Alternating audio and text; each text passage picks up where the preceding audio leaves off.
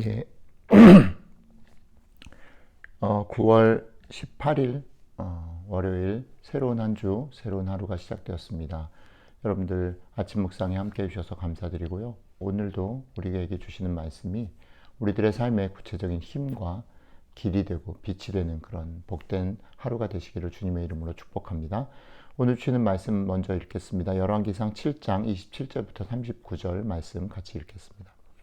또 노수로 받침 수레 열을 만들었으니 매 받침 수레의 길이가 4규빗이요 너비가 4규빗이요 높이가 3규빗이라.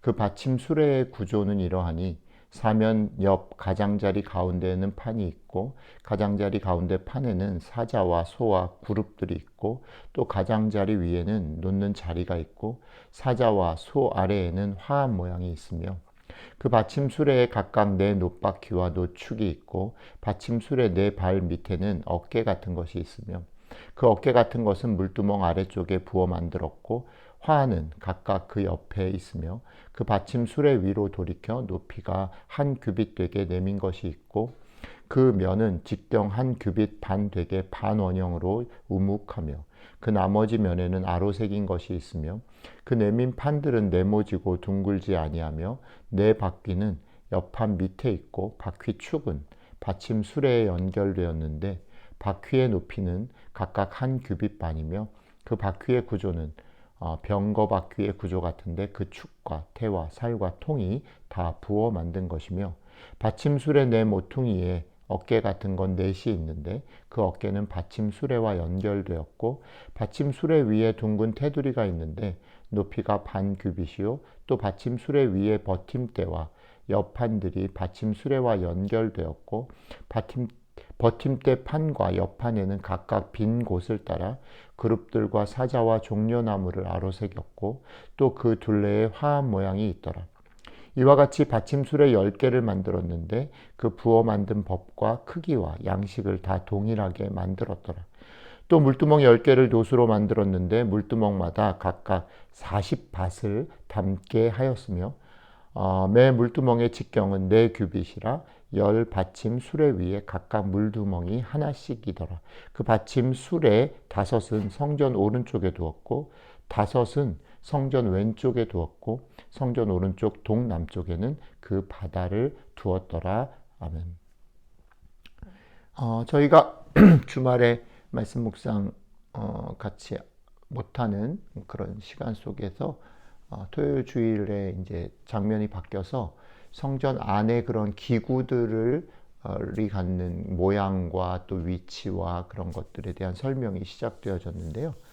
오늘 우리가 읽은 부분은 그 중에 물두멍과 그 물두멍을 받치는 수레의 크기, 모양과 위치 등에 대해서 오늘 성경이 이야기하고 있습니다. 근데 여러분 읽으시면서 어떤 생각이 드세요? 저는 읽으면서 그 그림이 잘 안 그려지는 것 같아요. 이게 어떤 모양일까? 이런 것들 잘 모르겠고 또 이런 것이 어떤 쓰임새를 가졌을까? 그리고 어떤 의미가 있을까? 잘 탁 떠오르지는 않고 그래 이걸 가지고 오늘 아침에 우리가 어떤 말씀을 또 우리의 삶에 비추고 하나님이 말을 건넬 건가 생각하느라 되게 쉽지는 않았습니다. 쉽지는 않았는데 이런 생각을 좀 한번 해봤으면 좋겠습니다.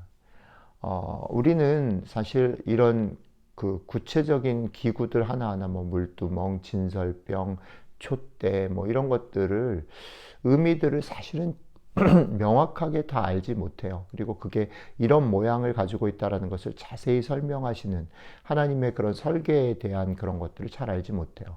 그렇지만 당시의 상황 속에서는 뭐 문양이라든지 그런 것들을 보고도 느낌이 왔을 거라는 생각이 듭니다.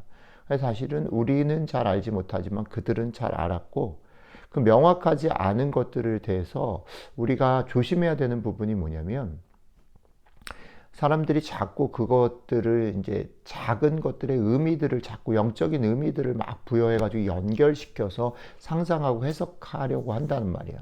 왜냐하면 궁금하고 신기하니까요.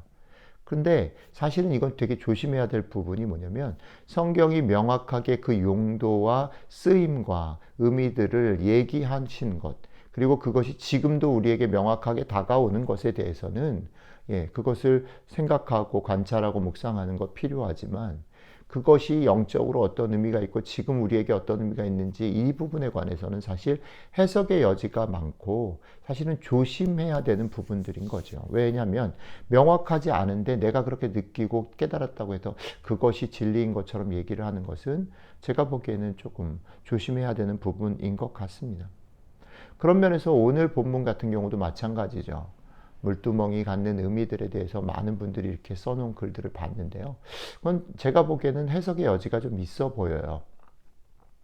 그런데 제가 이제 오늘 그래서 이 말씀 어떻게 나눌지 고민을 막 하다가 그 LA에 계시는 저희 선배 이제 김동문 선교사님이라는 분이 이제 그분은 계속해서 이제 구약을 전공하시기도 하고 요르단 현지에 계셨던 분이라서 계속해서 그분의 관심은 뭐냐면 당시 상황으로 들어가서 그것이 어떤 모양이고 어떤 쓰임을 가지고 있고 그거를 우리가 성경을 읽을 때 그냥 눈으로만 읽는 게 아니라 그거를 이렇게 만지고 보고 오감으로 같이 체험하자 이런 어떤 입장 그런 거를 계속해서 이제 연구하시고 주장하시는데 오늘 말씀도 여러 이제 이걸 어떻게 어쨌든 제가 아침에 나눠야 되기 때문에 고민을 하다가 김동정 교사님 이 본문에 관해서 쓴 글을 읽고 아 그래 이런 부분이 있었지라고 또 한번 감탄을 하게 된 그런 부분이 있어서 오늘 당황하다가 이제 그 부분을 여러분들과 좀 같이 나눠보고 싶습니다.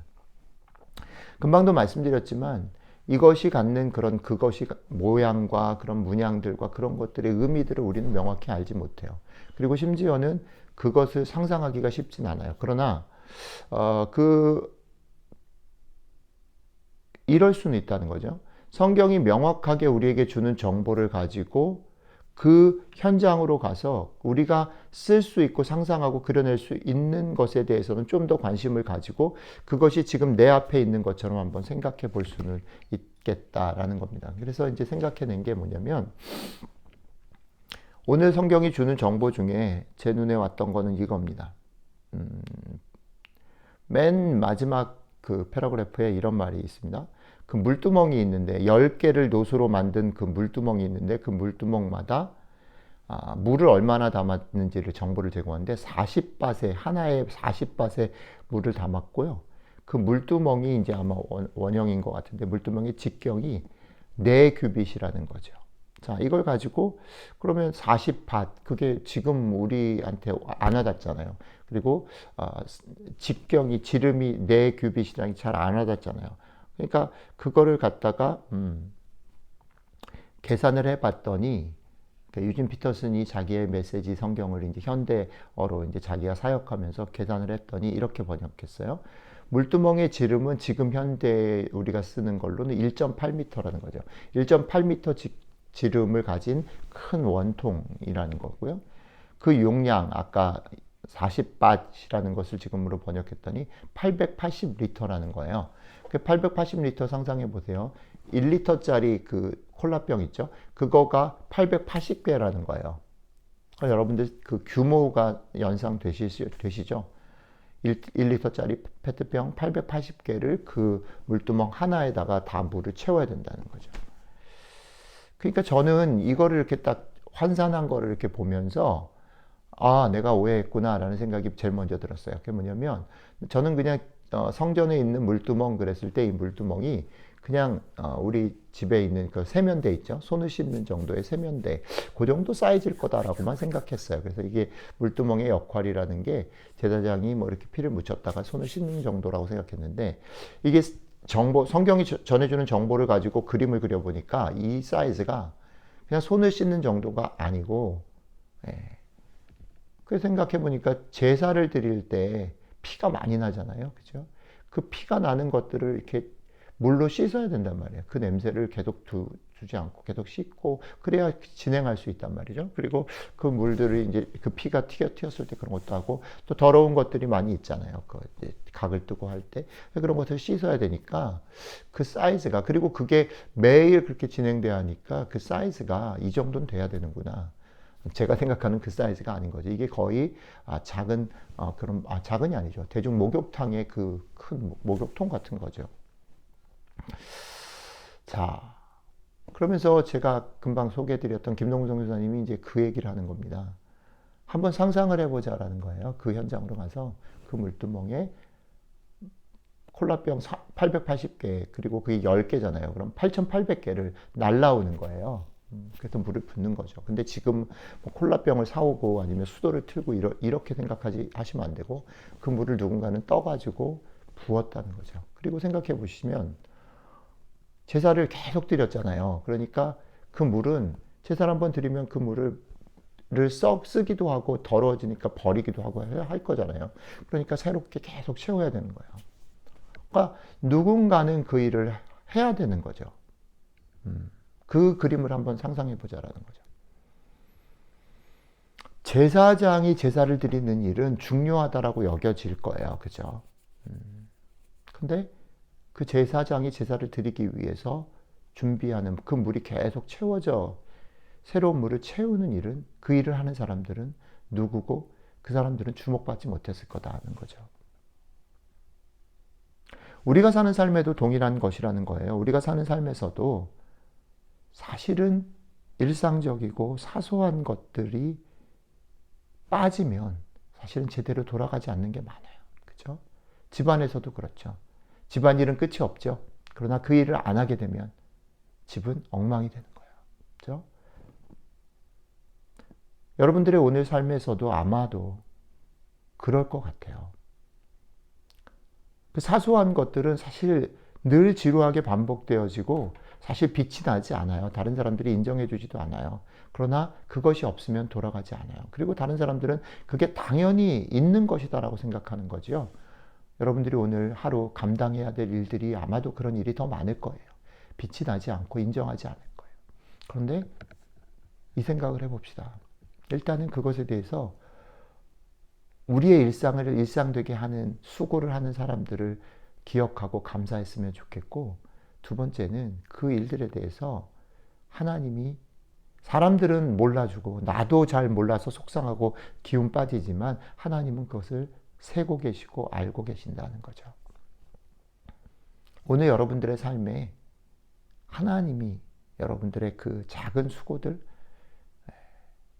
너무 중요하지만 하찮게 여겨지는 그런 것들을 하나님이 세고 계시고 보고 계신다라는 것이 여러분들에게 힘이 됐으면 좋겠습니다. 그리고 여러분들도 하나님처럼 드러나는 것, 빛나는 것 말고 정말 작은 수고를 하는 사람들을 돌아보고 그들을 격려하고 칭찬해주는 하루가 되셨으면 좋겠습니다. 오늘 하루 성령님께서 우리에게 힘 주셔서 지치지 않고 우리에게 놓여진 작은 일들 최선을 다하고 그 속에서 하나님의 격려를 받고 우리도 다른 사람을 격려하는 그런 하나님 나라의 맛을 경험하는 복된 하루 되시기를 주님의 이름으로 축복합니다. 기도하겠습니다. 하나님, 그렇습니다. 세상 사람들을 알아주지 않고 눈에 띄지 않고 그러나 없으면 안 되는 그런 작은 소중한 일들을 오늘 하루 또 용기 있게 담대하게 하라 얘기해 주셔서 감사합니다. 성령님, 우리를 도와주시고 우리와 함께 하셔서 이런 것들이 소홀히 여기지 아니하고 그냥 지나치지 아니하고 하나님이 보고 계심을 우리로 하여금 깨닫게 하시고 이 말씀 붙잡고 오늘 힘내서 늘상 하는 일, 아무도 알아주지 않는 그 일들 힘내서 감당하고 살아가는 하나님 나라의 이 맛을 경험하는, 우리도 다른 사람들의 그 사소하지만 중요한 그 일들 돌아보며 같이 사랑을 나누는 복된 하루 될 수 있게 도와주십시오. 감사드리며 예수님 이름으로 기도드렸습니다. 아멘.